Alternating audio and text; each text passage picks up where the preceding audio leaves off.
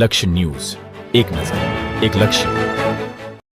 Malvan police station વિસ્તારના પીપળી ગામે જતા રસ્તે કેનાલ પાસે આરોપીની કબજાની વાડીની ઓરડીમાંથી અલગ અલગ બ્રાન્ડની ઇંગ્લિશ દારૂની બોટલ નંગ 1163, કિંમત ₹13,36,900નો મુદ્દામાલ પકડી પાડતી લોકલ ક્રાઇમ બ્રાન્ચ સુરેન્દ્રનગર.